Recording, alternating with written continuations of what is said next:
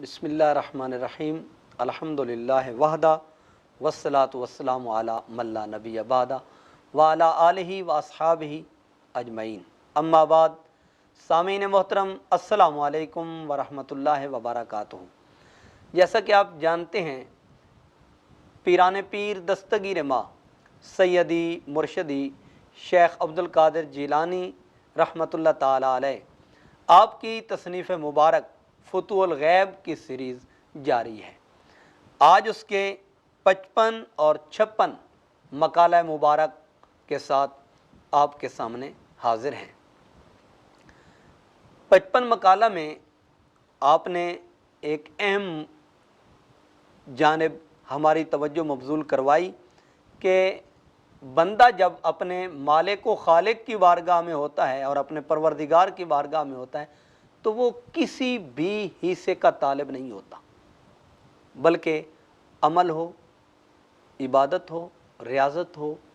और ज़ुहद व तकवा हो, वो किसी चीज़ में भी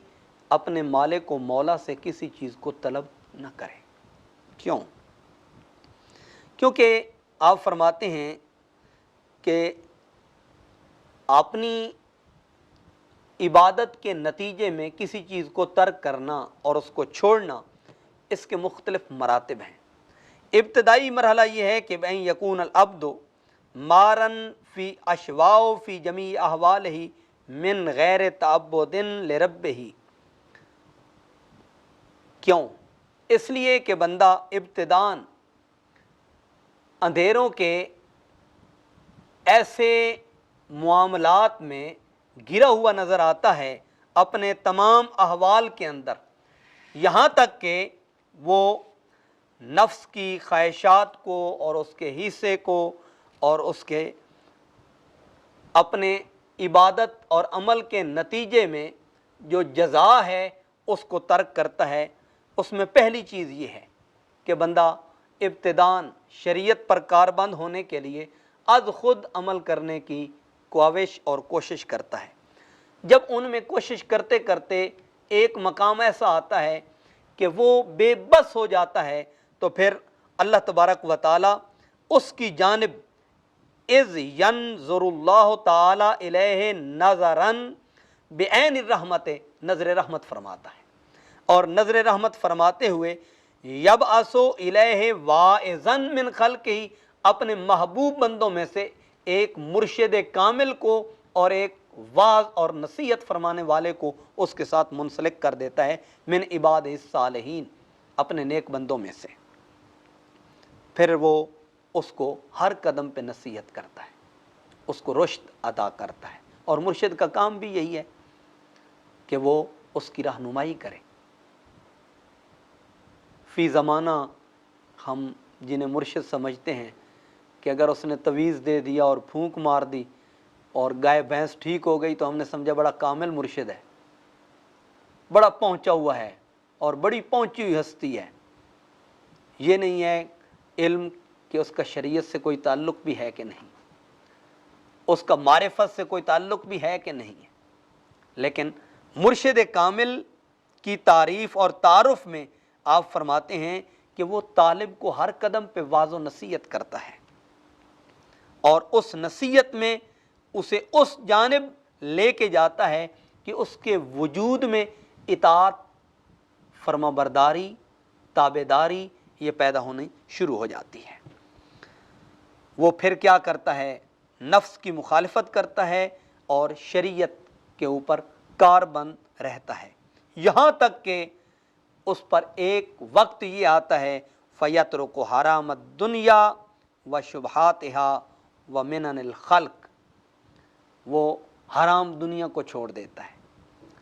और उसमें वाक़या होने को तर्क कर देता है और मखलूक की तरफ से जितने भी एहसानात होते हैं उनको छोड़ देता है। फ़याख़ुज़ु मुबाहल हक़ के अज़्ज़ा वजल व हलाल शरअ फ़ी माकलही व मशरबही व मलबसही व मनकहही व मस्कनही व जमील अहवाल,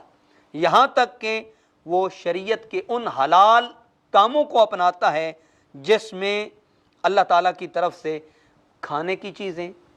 पीने की चीज़ें, पहनने की चीज़ें और اللہ اور اس کے رسول کی رضا کے لیے نکاح کرنا اور رہائش کو اختیار کرنا، اور تمام احوال کو وہ کس لیے اختیار کرتا ہے کہ یہ اللہ تعالیٰ نے اس کے لیے روا اور اللہ تبارک و تعالیٰ نے اس کے لیے ان کو مباح ٹھہرایا ہے۔ پھر چلتے چلتے خواہشات کو ترک کرتا ہے، لذات کو ترک کرتا ہے، پھر وہ آداب کی منزلیں طے کرتے کرتے کرتے کرتے اللہ تبارک و تعالیٰ کی رضا کے قریب اور اس کی خوشنودی کے قریب ہو جاتا ہے۔ پھر آپ فرماتے ہیں وَكُلَّمَا حَلَّ مَنزِلًا تغیرت حالتہ، جب اس کے لیے یہ منازل اور یہ درجات روا ہوتے ہیں تو اس کی حالت میں تغیر و تبدل آنا شروع ہو جاتا ہے۔ فَلَهُ أَرْبَعُ حَالَاتٍ فِي تَنَاوُلِ الْحُظُوظِ وَالْأَقْسَامِ، اس کے لیے پھر 4 مراتب آتے ہیں ان تمام مراحل میں اور ان تمام مراتب میں۔ پہلا مرتبہ فَالْأُولَى بِالطَّبْعِ، پہلا طبیعت کا ہے، وَهُوَ الْحَرَامُ، وہ اس پر حرام ہے۔ وَالثَّانِيَةُ بِالشَّرْعِ، دوسرا شریعت کا ہے، وَهُوَ الْمُبَاحُ وَالْحَلَالُ، وہ اس کے لیے یا مباح ہے اور اس کے لیے یا حلال ہے۔ تیسرا مقام بالامر، امر کا آتا ہے، وہی حالت الولایت و ترک الہوا، یہ ایسا مقام ہے جہاں اسے ولایت مل جاتی ہے اور خواہشات کی نفی اور خواہشات کو وہ چھوڑ دیتا ہے۔ والرابعۃ بالفضل، اور چوتھا مقام یہ آتا ہے اس کو فضیلت نصیب ہوتی ہے، وہی حالت و زوال الارادت، وہ اپنے ارادوں کو زائل کر دیتا ہے، وحصول البدلیت وکونہ مرادًا قائمًا مع القدر، وہ کسی چیز کو اپنی خواہش سے نہیں چاہتا، جو اس نے اس کے لیے لکھ دیا ہے وہ اسی پر راضی برضا ہو جاتا ہے۔ اللہ جو اس کے لیے چاہتا ہے وہ اس پر خوش ہوتا ہے۔ الذی هو فعل الحق عز وجل، یہ اللہ تبارک و تعالیٰ کا اپنا ارادہ مبارک ہے اور اپنا فعل مبارک ہے۔ وہی حالت العلم والاتصاف بالصلاح، یہ علم کا وہ حالت اور وہ کیفیت ہے اور اصلاح کی اور بھلائی کی وہ طریق اور وہ منہج ہے۔ فلا یسمى صالحا علی الحقیقت الا من وصل الی ھذا المقام، حقیقت میں اس وقت تک بندہ صالح اور صلح جو نہیں ہو سکتا جب تک کہ ان مراتب اور ان مقامات کو پا نہیں لیتا۔ وہو قولہ عز وجل، یہ اللہ تبارک و تعالیٰ کا فرمان جس طرح سورہ اعراف میں ہے، ان ولی اللہ الذی نزل کتاب وہو یتولی الصالحین، یہ وہ مقام اور مرتبہ ہے جہاں پر وہ صالحین کے درجہ پر پہنچ کر اس کے تقرب کو پاتا ہے۔ پھر وہ اپنی مرضی کو اختیار نہیں کرتا، اپنی منشا اور اپنی چاہت کو اختیار نہیں کرتا۔ اور 56 مقالہ میں وصال کا ذکر ہے، اور مخلوق سے فنائیت کے بعد، نفس سے فنائیت کے بعد، خواہشات کو ترک کر دینے کے بعد جو اس کے لیے مقام و مرتبہ ہے اس چیز کا ذکر کیا۔ فرمایا فَإِذَا فَنَى الْعَبْدُ عَنِ الْخَلْقِ وَالْهَوَى وَالنَّفْسِ وَالْإِرَادَةِ وَالْأَمَانِ دنیا و اخرى، فرمایا جب بندہ مخلوق سے، خواہشات سے، نفس سے، ارادہ سے اور تمناؤں سے، چاہے ان کا تعلق دنیا سے ہو چاہے ان کا تعلق آخرت سے ہو، ان تمام چیزوں کو فنا کر دیتا ہے، وَلَمْ يُرِدْ إِلَّا اللَّهَ عَزَّ وَجَلَ، اور وہ کسی چیز کا بھی ارادہ نہیں کرتا، فقط اپنے اللہ کا ارادہ کرتا ہے، اللہ کو چاہتا ہے۔ خرج الکل عن قلبہ، یہ نفس ہو، خواہشات ہوں، تمنائیں ہوں، ارادے ہوں، جب یہ سب چیزیں اس کے دل سے نکل جاتی ہیں پھر ہوتا کیا ہے؟ وصل الی الحق عز وجل، پھر یہ مقام آتا ہے کہ وہ اپنے مالک و مولا اور حق کے وصال کو پا لیتا ہے۔ فاصطفاہ، پھر وہ عام نہیں رہتا، پھر وہ عوام میں سے نہیں رہتا۔ کیا ہوتا ہے؟ اللہ تبارک و تعالیٰ اس کو چن لیتا ہے، اللہ تعالیٰ وجتباہ اسے ممتاز کر لیتا ہے، وَأَحَبَّهُ، اور اللہ تعالیٰ اس سے محبت اور اس سے الفت فرمانے لگتا ہے، وَحَبَّبَهُ إِلَى الْخَلْقِ، اور اسے اپنی مخلوق میں بھی محبوب ترین بنا لیتا ہے۔ جو اللہ کا ہوتا ہے پھر اللہ تعالیٰ اسے لاوارث نہیں چھوڑتا، پھر اس کا وارث وہ خود بن جاتا ہے،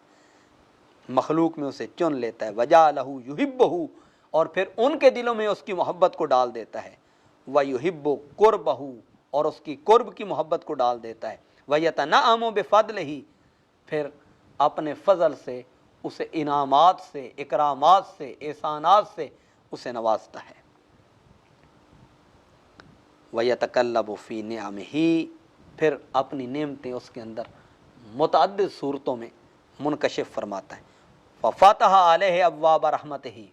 اللہ تعالیٰ اپنی رحمت کے دروازے اس پر کھول دیتا ہے، وَوَعْدِهِ، اپنے وعدوں کے،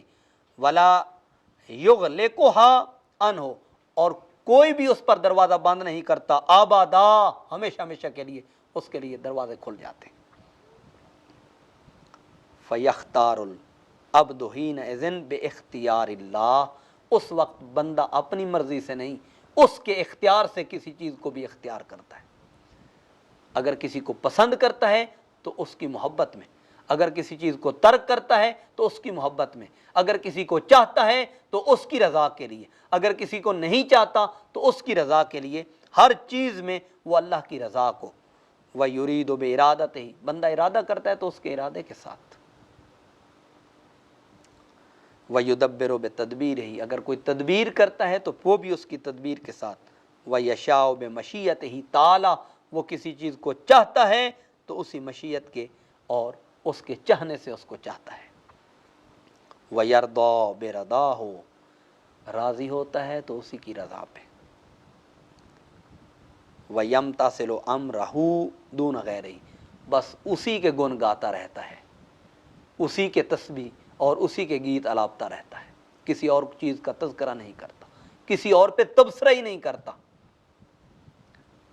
تیرا تذکرہ کرے ہر شخص یا کوئی ہم سے گفتگو نہ کرے، بس اسی کا تذکرہ ہو، اس کے علاوہ کسی کی بات اور کسی کا تذکرہ اور کسی پہ تبصرہ کرنے کی کوئی ضرورت ہی نہیں۔